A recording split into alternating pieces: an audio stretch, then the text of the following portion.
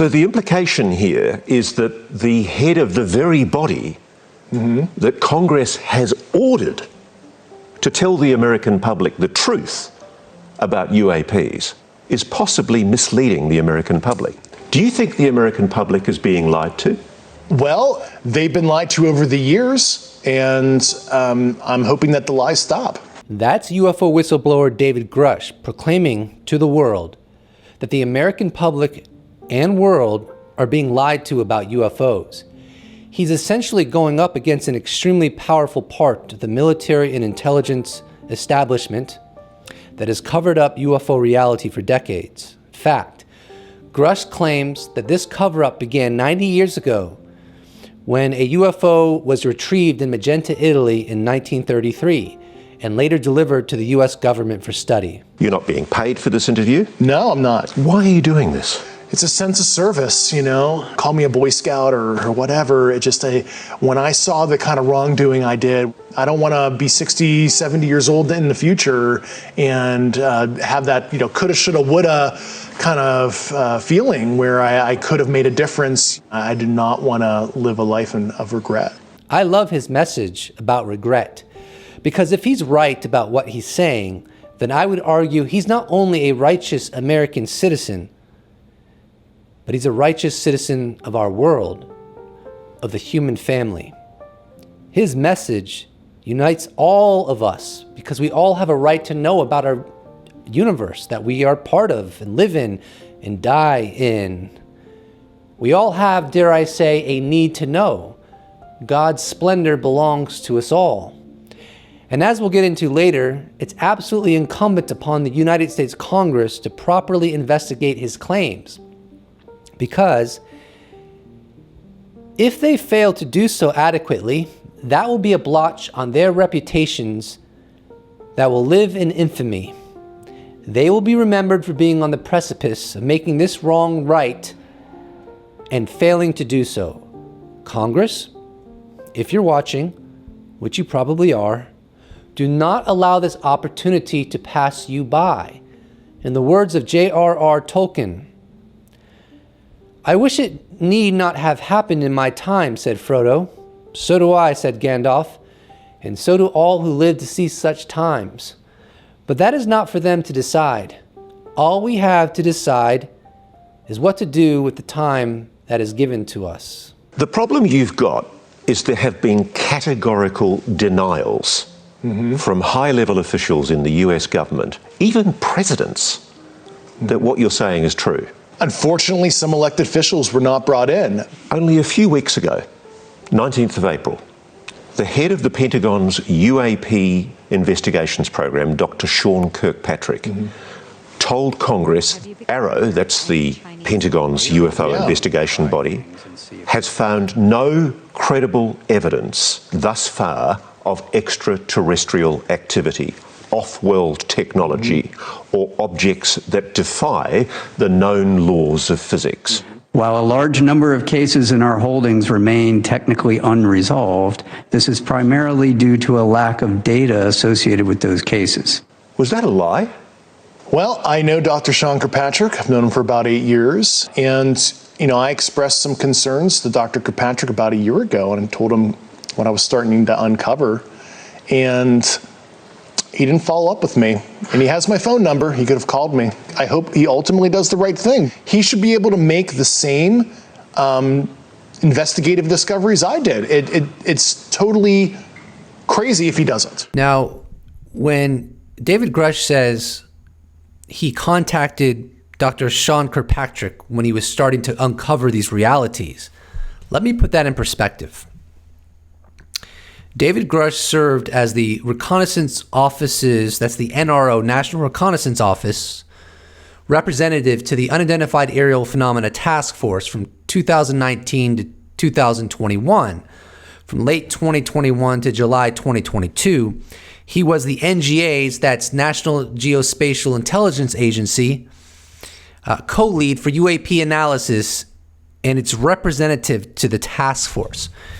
So during this time period, he was tasked by the congressionally mandated UAP task force to look into the question of whether or not there are UAP programs, we call them legacy programs, that have made discoveries about this enigma that the United States Congress would want to be informed about. Well, he succeeded in that task. He got information, actionable intelligence, documents. He spoke to various people. So take me through the process of how you convinced yourself that this is real.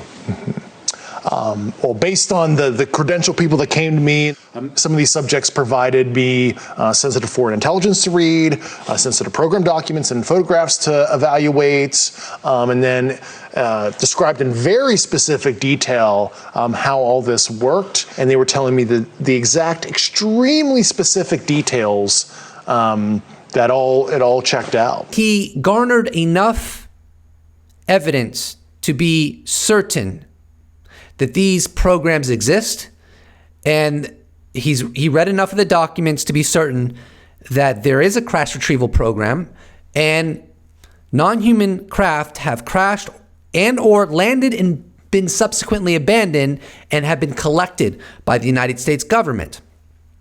So he when he made these discoveries, he attempted and did get back to the UAP task force. He informed them. He informed appropriate congressional committees with security clearances, and he informed the DoD Inspector General as well as the Intelligence Community Inspector General. So that's where we are right now. The people that need to have this information have it, and the ball is kind of in their court right now to do the proper investigation, to follow the leads that were given to them, and to frankly dismantle what is ultimately a cover-up that is illegal because these programs do not have proper congressional oversight of their existence. I'm left wondering, if there's really nothing to hide here, what is the harm in investigating? Why doesn't the government just do an investigation, prove everybody wrong? If they want to prove everybody wrong, why not just prove everybody wrong? Great question, Brian. I mean, the simple fact is Dave Grusch has called their bluff. It's time to put up or shut up. If they think he's lying, send him to jail. Prove it. He says he's telling the truth, and he wants you, the American public, to know all about what he knows about. And I think it's incumbent now on Congress to do its job, and also the media. It's got to start asking questions. It's time to start poking a stick at this huge secret, because after all, it is the biggest story in human history. So as I understand it, David Grusch has testified under oath, under the penalty of law, to the House Permanent Select Committee on Intelligence, as well as the Senate Select Committee on Intelligence, and has done the same to the Inspector General of the Department of Defense and the Intelligence Community Inspector General. So he has put himself in legal jeopardy. He has put his professional reputation on the line as well, his personal reputation. He has put himself on the line, to say the least. And here's the deal that it's worth considering. If the United States Congress and the Inspector General fails to do a proper, thorough investigation to the extent where they can get to the point where they can deny it if it's not true, or admit to it if it's true, if they fail to do this, the conspiracy theories will persist, and they will only get more and more strong and ubiquitous, because David Grusch coming onto the scene is not exactly going to put the fire out of conspiracy theories spreading and evolving. So I could not agree more with journalist Ross Coldhart. Shouldn't be too hard. Shouldn't be too challenging. If David Grusch is giving false information about crash retrieval program and the U.S. government having in its possession at least 12 craft of non-human origin, it shouldn't be too hard for the U.S. government to affirm that officially, not just AARO, which doesn't have Title 50 authority, which is what is required to do a proper investigation, because as I understand it, currently, AARO only has Title 10 authority. And the intelligence agencies that have the data on the alleged UFO program and other various UFO programs require a Title 50 authority to get access to that. AARO doesn't have Title 50 authority, and neither does the head of AARO, Sean Kirkpatrick, as I understand it. So that's my perspective on that, and this is going to come to a head in my opinion. Because if it does not, it's going to get a lot messier. She says, much like you, that she has other sources too, sources who don't even know David Grusch, who back up what he says. I want you to listen to what she said, and we'll talk about it afterwards. I believe it because of all the sources I have who have told me the same thing. So who am I to doubt these very, very high-level people who have been inside these programs for decades, have done their work, and are all telling me the same thing? I mean, I don't think there's some kind of conspiracy among all these people who don't know each other to make something like this up. So that was investigative journalist Leslie Kean, who, along with Ralph Blumenthal, broke the story about David Grusch in the debrief.org on June 5th. She is a veteran investigative journalist, as is Ralph Blumenthal, and she obviously knows how to vet people and ascertain whether or not they're legit or not. So she knew people, or knows people, involved in these UFO programs that David Grusch alleges exists that don't even know David Grusch.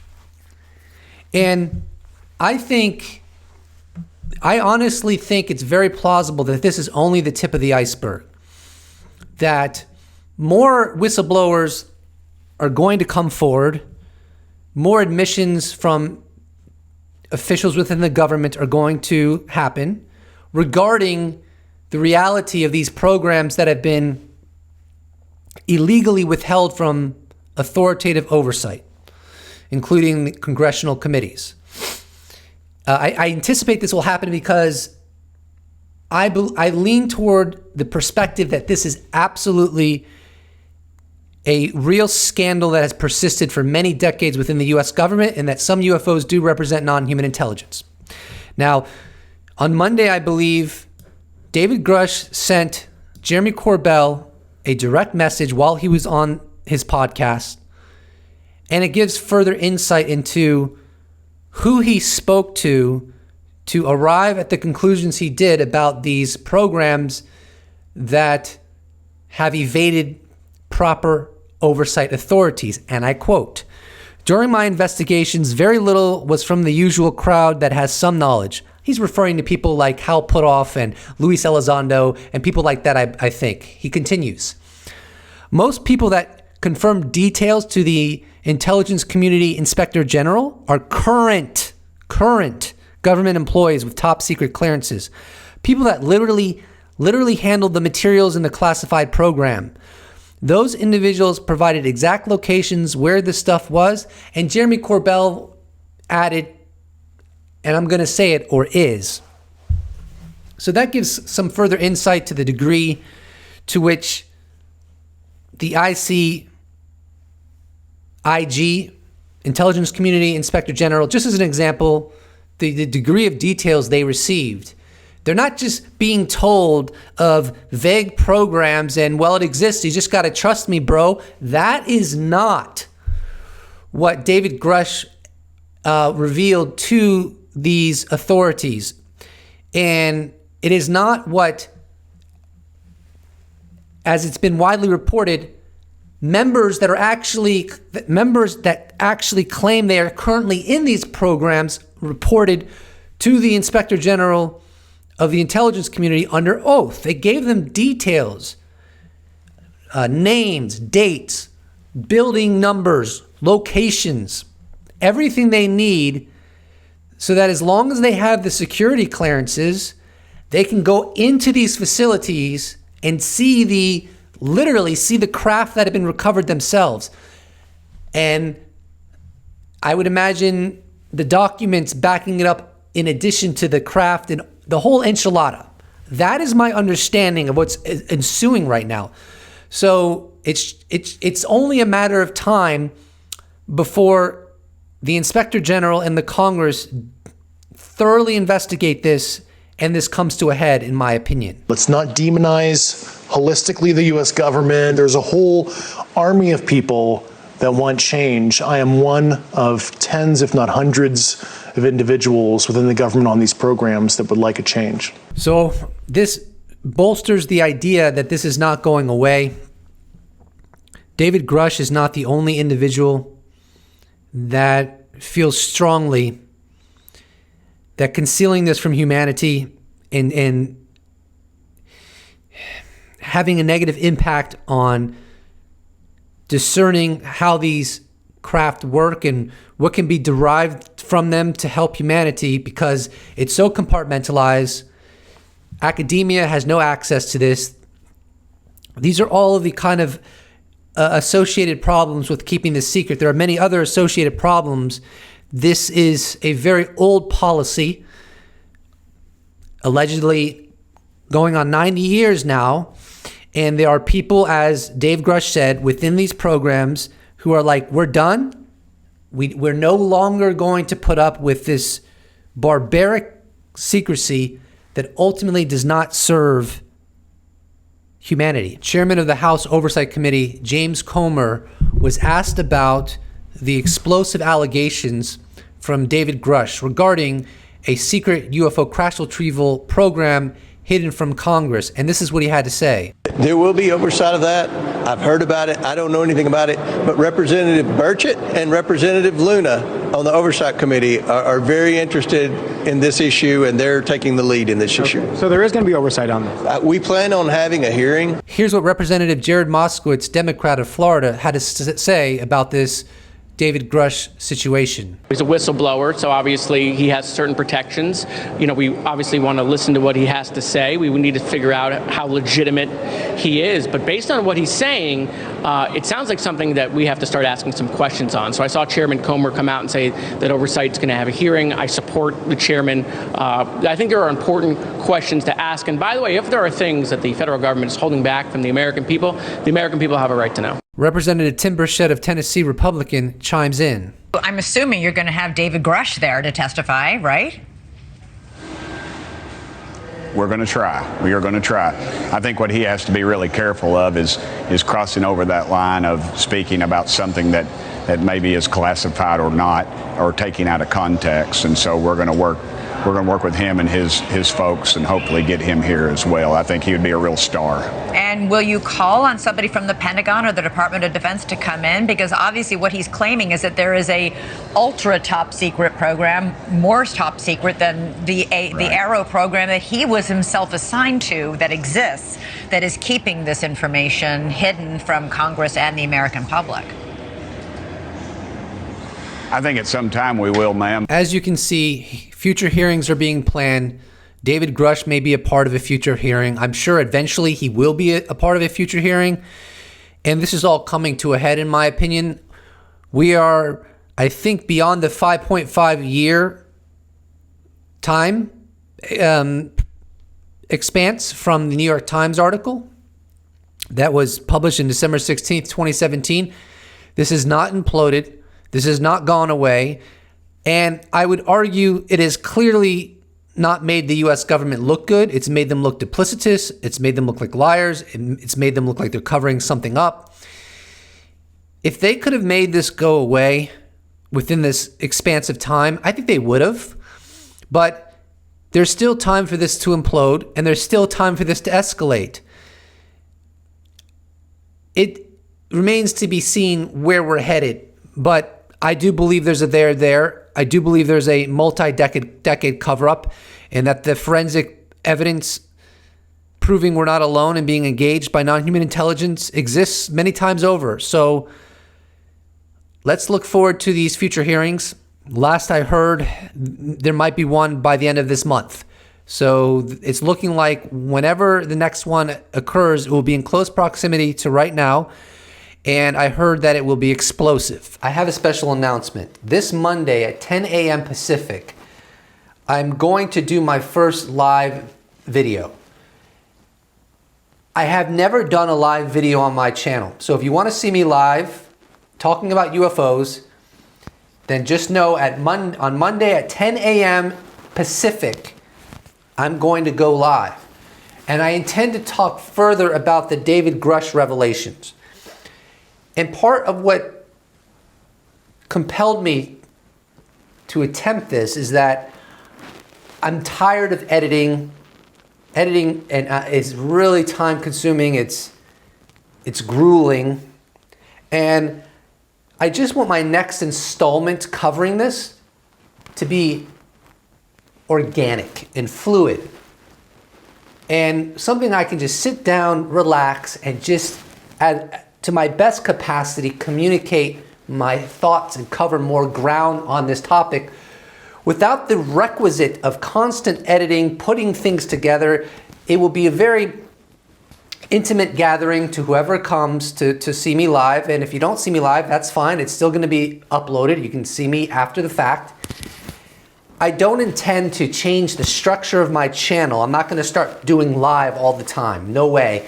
I absolutely love putting together the most concise threads possible, which is most conducive with edited, pre-orchestrated video implementation. But what I do think I'll start doing is, on occasion, I will do live videos, especially when I get tired and exhausted from editing. And so I covered a lot of ground in this video. I covered a lot of ground in the previous two videos, all on David Grusch revelations. The next video is going to be live, and we're just going to do it organically off the top of my head. Yes, of course I'm going to prepare. And the next days I'm going to really dig into any material out there and become as prepared as possible for my first live video. Please don't be too judgmental. I've never done it before. I don't know what to expect, but I'm going to do the best I can, and I hope you can join me at 10 a.m. Pacific time.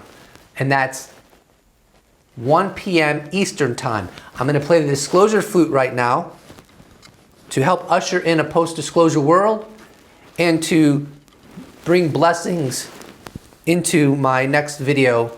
Well, I guess it's possible I could do another video prior to the live video, but this is going to be a blessing for the live video, and this is going to be my attempt to usher in a post-disclosure world.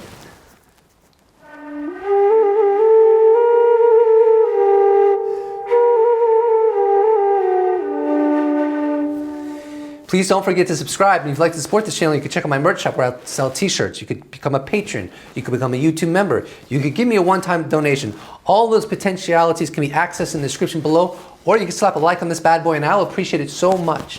Thank you so much for watching this video. And I will see you in the next video when I stop shaking like an absolute lunatic.